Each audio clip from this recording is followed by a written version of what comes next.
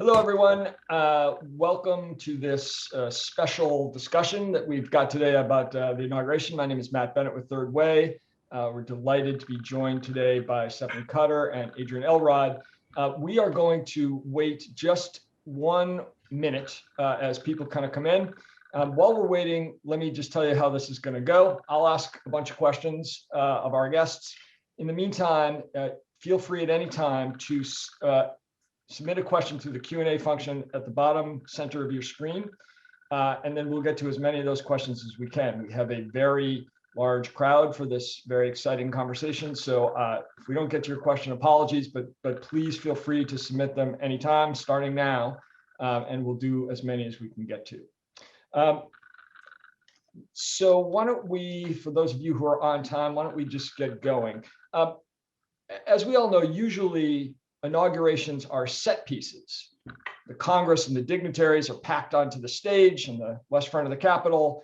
There is a huge or small crowd out on the mall.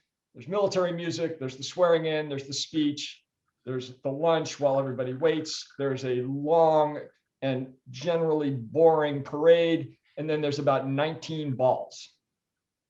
Most of the speeches aren't even that memorable.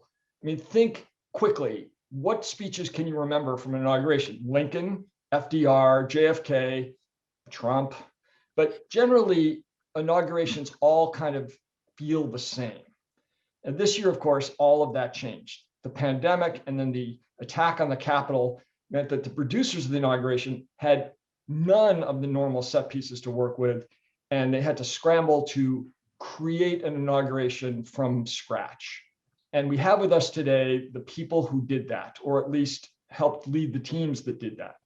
We have Stephanie Cutter, who's the founding partner of Precision Strategies. She was the chief program executive for the convention, which also had to be completely rethought. She was the deputy campaign manager for the Obama campaign in 2012. She had like 19 very senior jobs in the Obama and Clinton White Houses and on Capitol Hill. And we also have Adrienne Elrod. She was the director of talent and external relations for both for the convention and for the inauguration. She was the director of surrogate strategy and strategic communications for both the Biden campaign and for the Clinton campaign in 2016. She was the chief of staff in Congress. She worked in the Clinton White House. Both have been friends and colleagues of mine for a long time, and we're just delighted to have them with us. Thank you both for being here. Stephanie, let me start with you. Obviously, it was the pandemic first that completely upended all planning for the inauguration. How did you start to think about holding an inauguration when you couldn't have any crowd at all, other than a tiny number of dignitaries, with this vast wall stretching out in front? How did you start thinking about what to do? Well, first, Matt, thanks for having us today. It's always a pleasure to be with you and to partner with Third Way on anything. And it's also great to be with my colleague, Adrienne. And as you said, I was the co-executive producer, but it took a lot of talented people to pull this off. So I just want to acknowledge everybody that had a hand in this.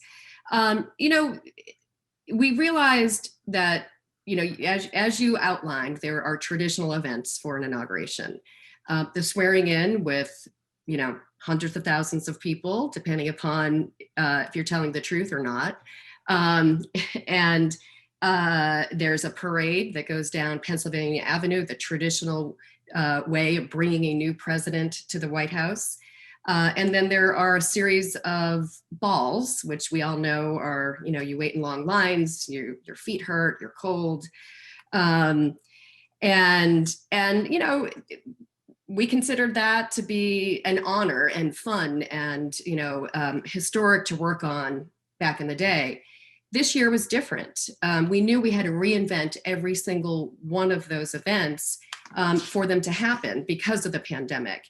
For the swearing in, which is the hallmark of and the reason we have an inauguration, to swear in a new president, I was worried of having President Biden looking out on an empty frozen tundra up to the Washington Monument.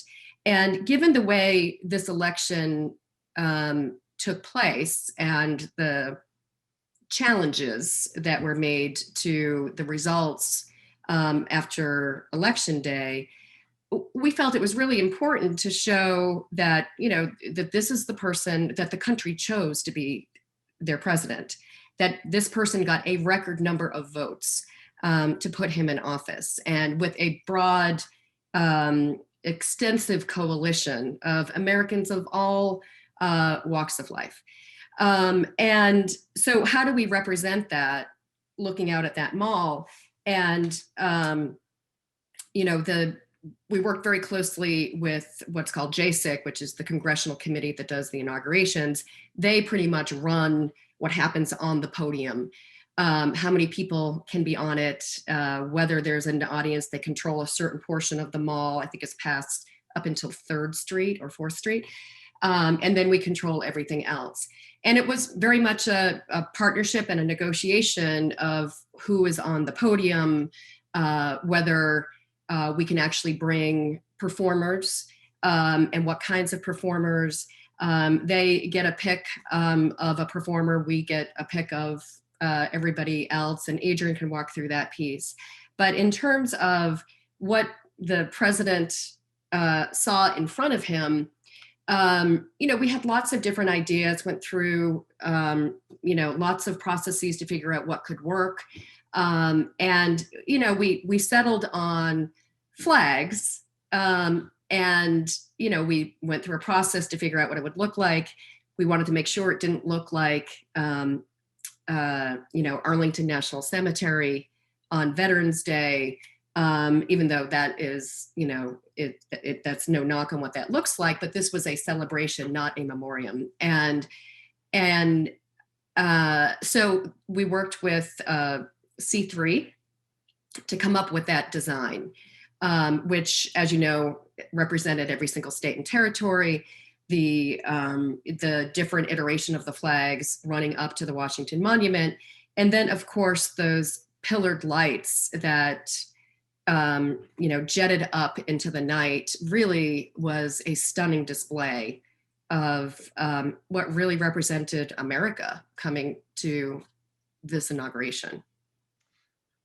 Adrienne, normally your job on an inauguration would be to line up, both figuratively and literally, a bunch of marching bands for the parade, maybe get a couple of people to perform at the inauguration like Yo-Yo Ma did, and Maya Angelou, and then find a bunch of bands to play at the balls, and that would be it.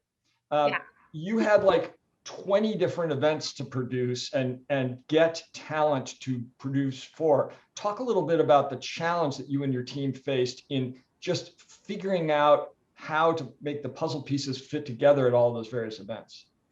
Well, first of all, Matt, it's great to be with you today as well, and also great to be with Stephanie. Look, I mean, where to start on the challenges? We had so many. We knew that we were facing, the challenge of obviously the pandemic, and then of course the insurrection really threw us for a loop. But ultimately, we used in large part the same model that we used for the convention that Stephanie, really drove, which is, let's use this as an opportunity to reimagine and reinvent what an inauguration looks like. We had a number of virtual events that, maybe some of the people on this Zoom saw, maybe some didn't, but we had record turnout for some of those events. We had a day of service event on Martin Luther King Day where we had a number of performers. We had a We the People concert on the 17th, which really started off the week, kicked off the week. But we just used this as an opportunity to reinvent and reimagine what this looked like. The great news about an inauguration is that sometimes, unlike the campaign, you will have a number of artists who come forward and say, you know what, maybe we didn't want to get into the partisan politics of the campaign, but we do want to be a part of this inauguration. So we didn't have the hardest time recruiting talent, I would say. We mostly had a difficult time trying to figure out exactly what this looked like, how to really meet that moment. And again, I've given props to Stephanie constantly, but I just have to do it again, and I will keep doing it because she really drove the process. And, for the Celebrating America concert, for example, she constantly reminded us that we can't just get a bunch of performers to do 90 minutes worth of content. We've got to tell a story. We've got to have songs that meet the moment. We can't just have, every artist doing whatever song they want to do, which is sometimes a difficult conversation to have with talent. A lot of talent will say, yeah, I'm in, I want to do my new song, or I want to do, my greatest hit from, the 1980s. That doesn't always fit the moment. And I think as a team, we really collaborated together. And fortunately, we had a lot of artists who wanted to be a part of that. So that was not as big of a challenge as, it might normally be. Let me just remind our participants and viewers, at the bottom of your screen, there's a Q&A function. Feel free to ask a question. We'll get to as many of those as we can. I have a couple of more questions that I want to ask. Stephanie, you noted that an inauguration is a celebration, and you had to put on a celebratory event in the middle of a horrific pandemic and 14 days after a violent attack on the very place where you were holding this event. So how did you balance those things? You obviously had the memorial service on the night before, you had the visit to Arlington, but you had to mix that in with some true celebration and this unbelievable fireworks. How did you think about all of that? Well, we needed to stay true to who President Biden was. And if you look at our messaging for the inauguration, it very much matches the messaging of how this president ran for office. And it was never about him. It was about the American people and what the American people were built of: strength and perseverance and spirit and know-how. And, just starting with Celebrating America, the event on inauguration night, that was very much built around what was happening across the country. And in the middle of one of this nation's worst crises we've ever faced with this pandemic, there are these heroes that are, doing what we need to do to get through this, whether it was, the young boy who was raising money to put care packages together for seniors in his community because senior citizens couldn't go out and go shopping. Otherwise, they would get sick. Or our frontline workers who are doing their jobs every single day to keep this country moving. And we lifted up those frontline workers through the story of, can't remember his name right now, but the UPS worker whose community came out and celebrated him. And so it was really important for us to lift up those examples of strength and perseverance and those people as a symbol of what really is happening across the country. We pay a lot of attention to the divisive rhetoric and our politics and, a president who invoked violence on our nation's capital, one of the foundations of our democracy. And we needed to break through all of that and speak to what was really happening across the country and tell that story. So one of the backbone of Celebrating America was to, basically the formula was a video that talked about all of this happening across the country, whether it's feeding the food insecure or helping our seniors or our healthcare workers, putting their lives on the line, our frontline workers, people that were entertaining us to make us smile, all of these stories, and then have a person represent those people, introduce a performance, and that performance to reflect on what America was doing. And that was the formula for Celebrating America. Now, I will preface that and Celebrating America is obviously about the American people, not just a new president. And that's very much in line with President Biden. It's about America, not about a person. But we did feel strongly that before we could do that, before we could swear in a new president, before we could have a parade across America or Celebrating America, we needed to acknowledge the pandemic. So the day before those events, the day before the inauguration day, we did have that national moment to recognize those that have lost their lives to COVID. And, a president had never expressed any empathy for what was happening across this country, to the people who were losing their lives or the families that were devastated by that. They couldn't say goodbye.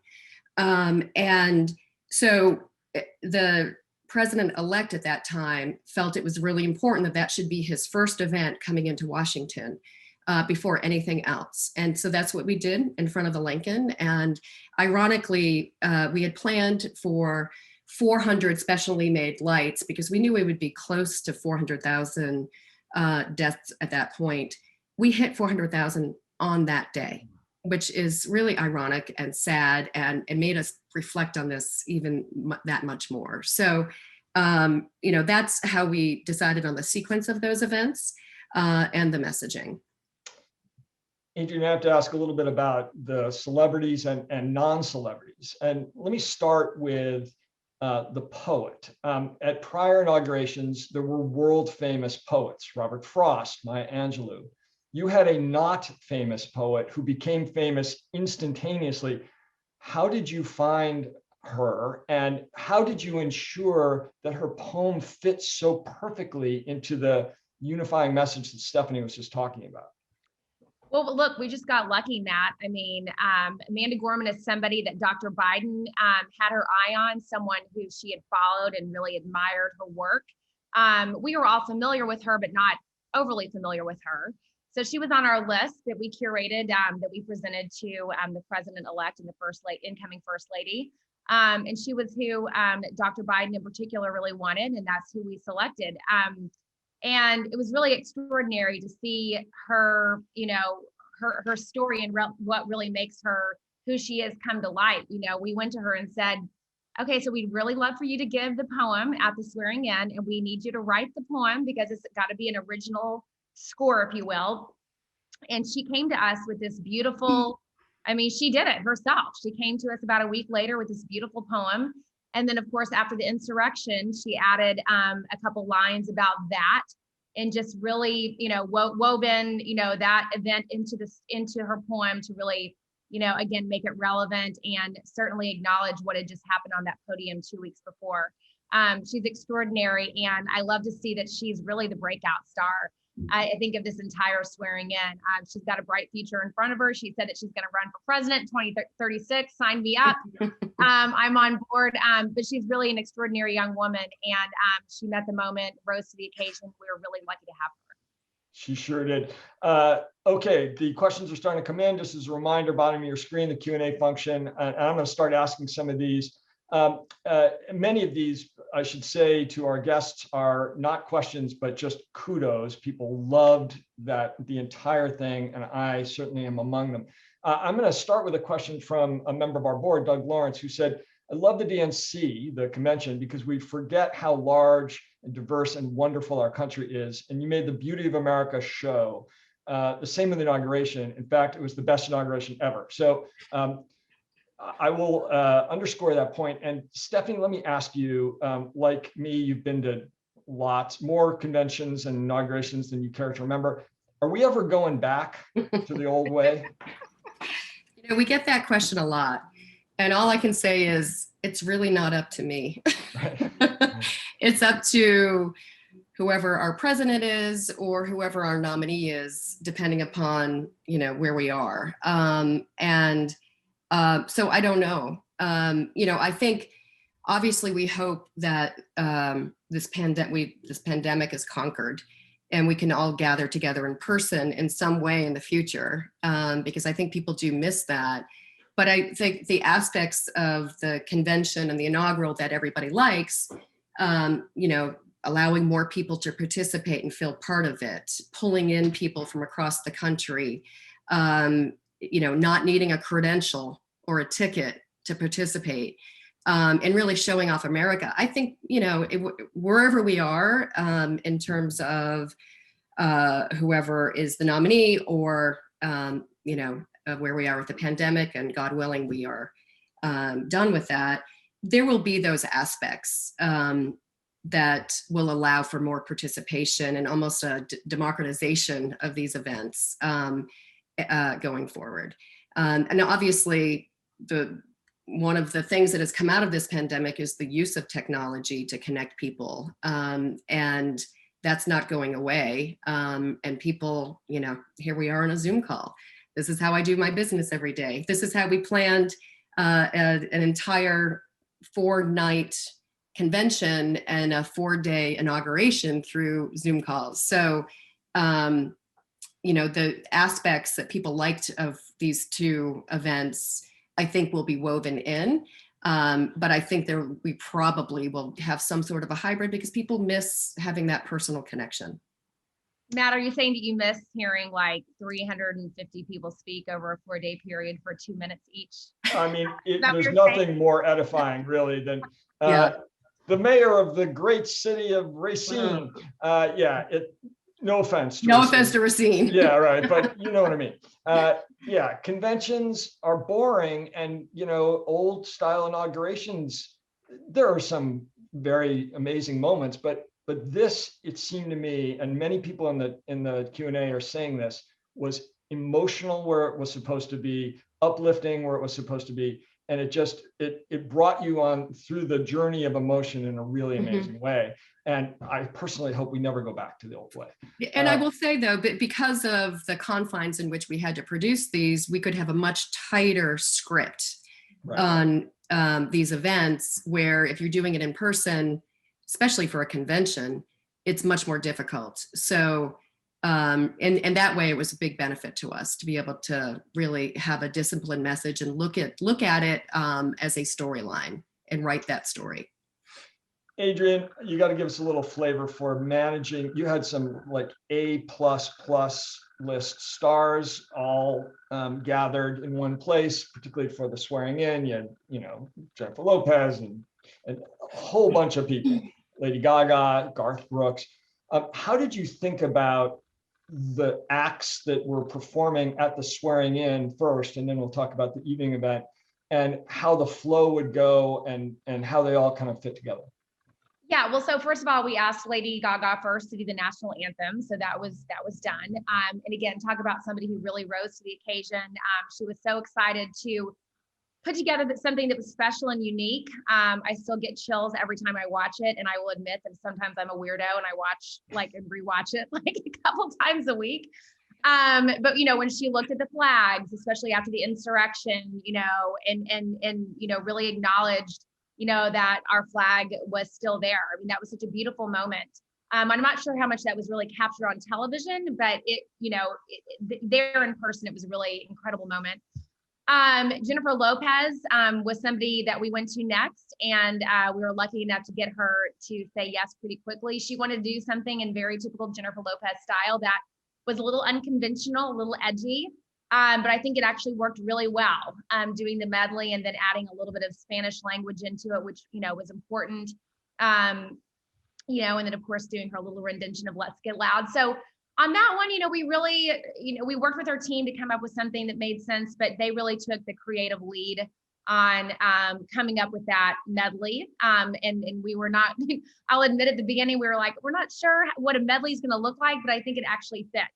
And then, I don't think it's any secret because we announced Garth Brooks 2 days before the swearing in. Garth Brooks confirmed 2 days before the swearing in, but he was wonderful. I mean, frankly, I could not imagine a better performer to round out that trio.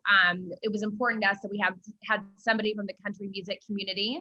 And we really wanted somebody who was less political, who was not always seen as somebody who, was out there speaking, his or her mind when it came to politics, because we felt that was really important to unify the country, especially after what happened on January 6th. So it was his idea to do Amazing Grace. Who are we to tell Garth Brooks what he can and cannot do or should not do? And again, it really just truly met the moment. He's such a laid back, nice person, but also really felt that it was important for him to do this to help bring unity and try to bridge this divide that we have in this country. And I think it worked. I mean, I always look at my Uncle Phil from Arkansas, who's a big Republican, and was really impressed and felt, he said, look, obviously he said, I supported Trump, but I feel like this is a good moment to reset in America. And I feel really good about who we are as a country and my place in this country. And I mean, that told me everything I need to know after Mr. Brooks's performance. One quick follow-up, the gold microphone Where did it come from, and how did it get there? It did not come from us. You know, look, a lot of these artists like to have their own microphones. It's just it's a sense of comfort. It's, you know, it's they know that it's going to, you know, amplify and sound the way they want it to sound. We also worked with each artist to make sure that they have their own producer, their own sound technician on site to work with the JSIC team to make sure that their, you know, their performance was up to their optimal standards, and the back line was what it typically is for them. But yeah, that was we don't have gold microphones sitting around our houses, so that was something that well, maybe you don't. Yeah. So anyway, that was something that the Gaga team brought. In answer to a question that was asked, yes, we are recording this. It will be available after. We will post it on our social media channels and should be easy to find. Stephanie, we got a question that I would love to hear about too, which is producing first the roll call at the convention, which was, in my view, the most remarkable piece. And then you kind of reprised that a bit with the parade, the virtual parade. Can you talk a little bit about how you did it? Well, the roll call was a big hit during the convention. And we knew there was no other way to do a parade, but like we did the roll call. We did want some of that pomp and circumstance. And I apologize if you can hear a drill behind me. There's work being done here.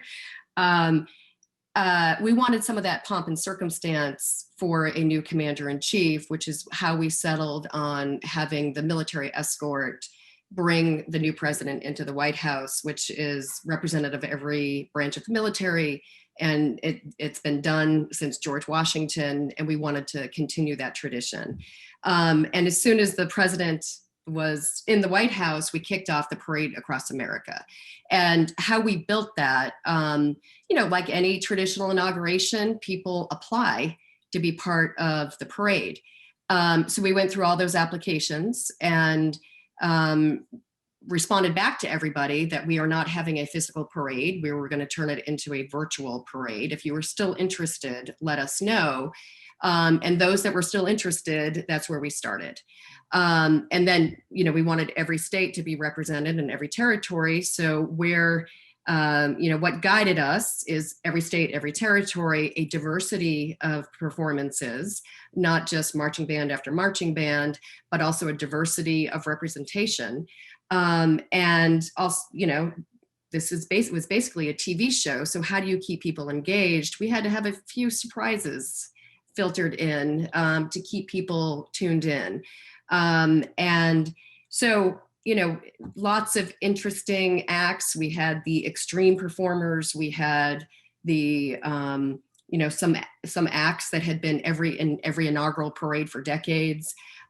We had, you know, our heroes woven through, just like we did for Celebrating America, which was, you know, a thread pulled through the entire inauguration. And, you know, there was an incredible team that worked on it, to be honest, led by Ricky Kirshner's company. And then, you know, lots of people that have been working on these for a long time, including DJ Sigworth and Rod O'Connor and all of our production and creative teams. So it was truly a group effort. And we wanted to, you know, show our connection to culture across the country. We had the skateboarders. We had the, you know, some of the TikTok stars. And then we had this incredibly rich cultural representation of what's happening in states. So I personally love parades. So I wanted to make sure there were enough marching bands and dance troupes and things like that. But it was a real group effort in pulling those acts off. The deal was, you know, people had to shoot the performance themselves with guidelines from us and, you know, technical support from us, and submit it. And then we would edit it and fold it into the storyline. And people were really excited about participating. So anyway, I hope people liked it. I think they did. Adrienne, you were dealing with a bunch of stars who are flighty in the best of circumstances, and you had to manage them through this, the two huge crises that were faced, one of which had happened just a couple of weeks prior. What happened after the insurrection? Did you lose people? Was it difficult to keep all the commitments that you had had for the very many people who were going to perform both at the swearing in and later that evening? Yeah, we did lose a few people, and I won't go into who those people are, but we did lose a few people for, perfectly legitimately understandable reasons. But at the same time, we had several performers who said, hey, listen, I am in, like I've never been in, tell me what to do. I'm more committed than I've ever been. I think this is a really important part of unifying this country and making, to the point that Stephanie keeps driving, reminding people who we are as a country and what we're all about, and really making that shift from, dismal news coverage every single day, my God, since the insurrection to, the swearing in itself and into the Celebrating America concert. So they understood after that we all sort of took had a chance to take a breath and survey the scene and figure out how we were going to recalibrate and move forward. They wanted to be a part of that decision making. And frankly, a lot of them helped us collaborate. Like, what songs made the most sense? How do you strike that tone? Again, Lady Gaga kind of tweaking her, performance to really acknowledge the flag. Our flag was still there. That was a prime example of artists coming together. I mean, I have to tell you, yes, I've worked with a number of these artists during the 16 campaign and during the 20 campaign, but they really wanted to make sure that that they were a part of this in the right way. They were wonderful to work with. No drama, just people knowing that this is their patriotic duty and this is what they felt that they could contribute to unifying this country in the way that we tried to do that as part of our inaugural festivities. If I could say something, Adrienne is making it sound really easy. It wasn't. And yes, a lot of people wanted to participate in this and really demonstrate and send a signal that no one is going to take our capital away from us. No one is going to infringe upon our democracy. And our democracy is still standing strong despite what happened in the election and despite what happened in the insurrection. However, there were a lot of nervous people about security and safety and a lot of threats. And, even our crews were incredibly nervous, and we had to really double down on security. And, we produced it from a hotel, an undisclosed location downtown that we just couldn't reveal the location to anybody. We had a minimal footprint at each event for security reasons. But for the talent that was traveling to Washington, who aren't used to this sort of thing, and sure, they have their own threats and, things that they deal with, but this was different. And Adrienne had to work on separate security plans for each one of them. And she almost, overnight had to become an expert on, security, and really drove the effort for the inauguration to bring in some additional experts and some former Secret Service to put real plans in place so that people felt secure in participating in this event. And that was no small feat, and that's not typically part of your job description in planning an inauguration. So, well, there was a lot of nervousness. There was a lot of nervousness, you're right. And to the point Stephanie made, and we fortunately had a lot of people helping us. It was a collaborative effort, but it was, there were some moments there where it was touch and go and it was nerve wracking. And there were also some moments where we thought, should we even bring people to Washington? I mean, for the swearing in, that was one thing. Celebrating America concert, in theory, we could have done all of that remotely, but it wouldn't have had the same impact. And ultimately, we, Ricky Kirshner's team, Stephanie and her team, my team, the inaugural committee, we all just banded together and made sure that we had all the security that was necessary for the artists. But it was a challenge. Yeah, there's no doubt. Yeah, Stephanie, one of the things that struck me, and it's come up some in the questions, is how did you manage to produce two totally different events, just hours apart, with other events stuck in the middle? So what was your day like? I mean, you had to start with the swearing in, then you had the virtual parade, and you had the visit to Arlington, and you had to produce the president's comments, and then get that into the show that night, and you had to shift your whole production down to the Lincoln. Just walk us through that. Well, for the Parade Across America, with the exception of our host, Tony Goldwyn, it was all pre-recorded and strung together in advance. We had to time it right with the networks because of the military escort, which was obviously live.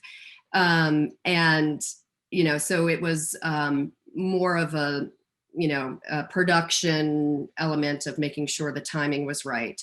But so that it was how we handled Parade Across America. It was the production timeline for that was extremely condensed because we couldn't start working on this until there was a declared winner in the election. And then there was a week or two lag after that. So really we had a part of December and January to get this done.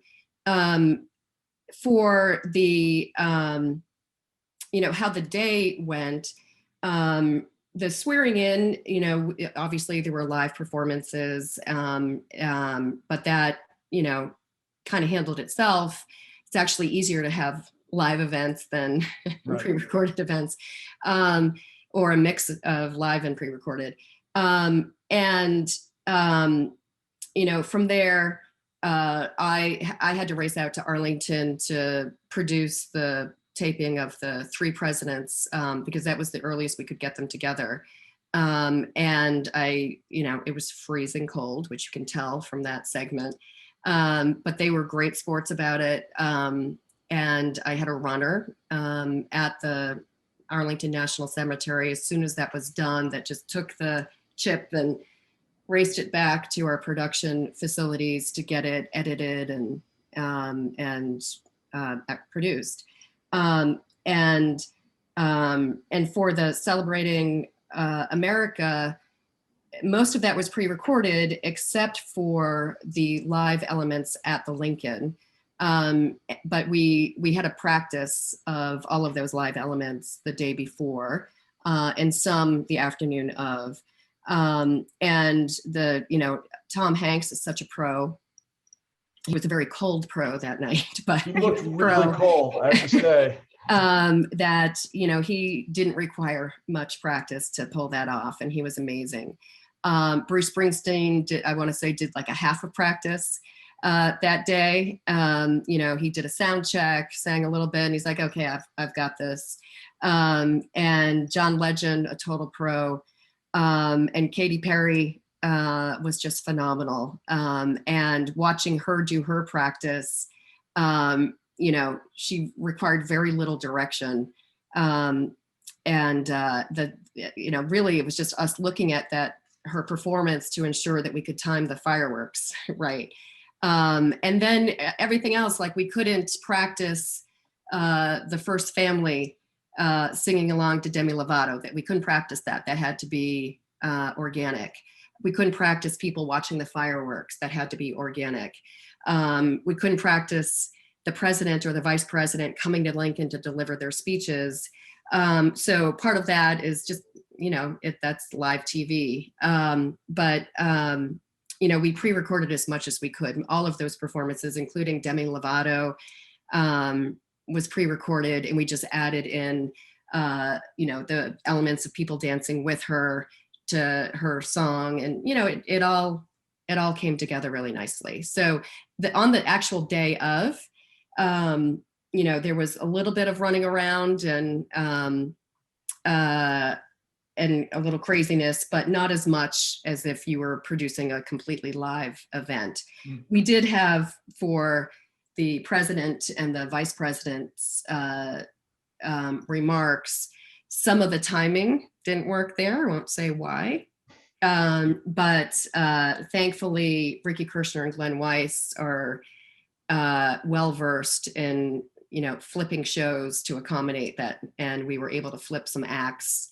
And, to the viewing audience, they never knew what was going on behind the scenes, but there was a little sausage making. Were you physically, for the evening, were you down at the Lincoln, or were you in the hotel with the producers? Or? We were in the production room, yeah. Adrienne, what was your day like? My day started with a very early morning hit on Casey Hunt show on MSNBC, followed by getting a COVID test, and then meeting our talent and go at the hotel, and then going over in a motorcade together to the Capitol. And, I think everyone was very nervous that morning, including myself. I mean, I was nervous for 1,000 reasons, but I was also nervous about security, not because I didn't feel like we had the security in place, because we did, but just, I had not set foot in that Capitol in, obviously in a long time, and certainly not since the insurrection. So I think we're all a little edgy, but once people got in, everyone just, took a deep breath and was just happy to be there and started warming up. So I kind of bopped back and forth between Jennifer Lopez, Lady Gaga, and Garth Brooks's hold rooms. I had the fortunate pleasure of hearing both Lady Gaga and Garth Brooks warm up, which was really cool. I felt like I had my own little private concert. You guys may have seen that Garth Brooks did an interview on the Today Show. I think it was the day after, maybe 2 days after, and he mentioned that Lady Gaga's makeup person, Sarah, saved him because he didn't have anyone doing his makeup, and we got her over there to his hold to do his makeup, which was great. It took about 45 seconds.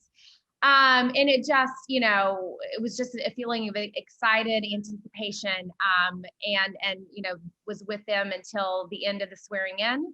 And then we left, and I took a small nap, which was critical, watched some of the parade, and then joined Stephanie later that evening in the control room, and got to watch Ricky Kirshner, Glenn Weiss, and his team work their magic and just make a really incredible show. So and spent a lot of time talking to artists throughout the day, and making sure that everybody felt good about their performance and what was coming up. But it was just such a special day.